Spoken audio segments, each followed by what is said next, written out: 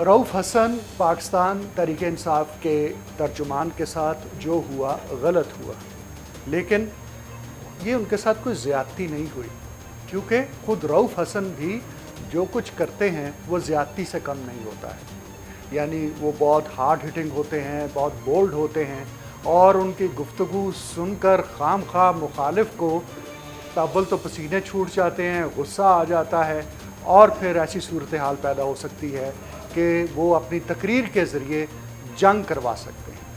तो रऊफ़ हसन ने जो टोन इख्तियार की हुई थी, जिस किस्म का उनका टेनर था, जो उनकी गुफ्तगू का कलर था, उसके बाद ऐसा लगता था कि ऐसा होगा। और इसके साथ साथ जो कुछ यहाँ इस्लामाबाद हाई कोर्ट के 6 जजेस के बाद से मामला शुरू हुआ है, जिस तरह से सुप्रीम कोर्ट के अंदर चीफ जस्टिस काजी फायज़ ईसा वर्सेस जस्टिस अतर मिनल्ला शुरू हो गया है, और जिस तरह से 9 मई से पहले DGISPR ने बहुत खुलकर और वजाहत के साथ प्रेस कॉन्फ्रेंस की, तमाम सवालों के जवाब दिए और ये कहा कि हम किसी से कोई मुज़ाकरात ना कर रहे हैं, ना करेंगे, और सियासी जमातों को ये काम करना पड़ता है, वो सियासी जमातें ही करेंगी।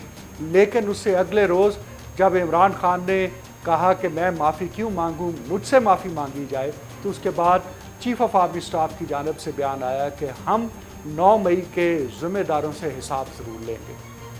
तो ये वो कॉन्टेक्स्ट है और ये वो सियाक़ो सबाक है जिसके अंदर ये सारा कुछ इस वक्त चल रहा है। और इसी में फैसल वाडा जो हैं वो सामने आते हैं और उनके ख़िलाफ़ तौहीन अदालत का नोटिस होता है। उससे पहले वो जो बातें करते हैं जस्टिस बाबर सत्तार के हवाले से, तो अदलिया के अंदर एक डिवाइड नज़र आती है।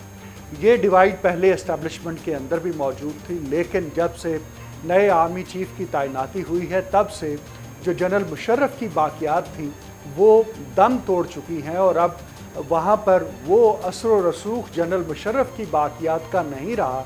जिस तरह से जनरल मुशर्रफ के आने के बाद जनरल ज़ियाउल हक़ की बाक़ियात का असर ख़त्म किया गया था, उसे तोड़ा गया था, गिरफ़्तारियाँ हुई थी, उसी तरह से अब जनरल मुशर्रफ की जो बाक़ियात एस्टेब्लिशमेंट के अंदर मौजूद थी उनको आस्ता आस्ता फ़िल्टर आउट कर दिया गया है।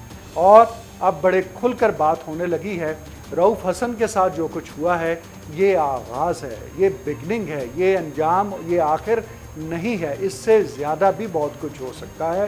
फैसल वाडा तो ये तक कहते हैं कि 9 मई का मामला खुलेगा तो पता चलेगा कि उसके पीछे सारी प्लानिंग जनरल फैज़ हमीद की थी। तो ये जो एक जंग है इस वक्त अपने अरूज पर है, लेकिन बदकिस्मती से पाकिस्तान तहरीक इंसाफ या इमरान खान हारी हुई जंग की आखिरी बाजी खेल रहे हैं। देखिए क्या बनता है। शुक्रिया।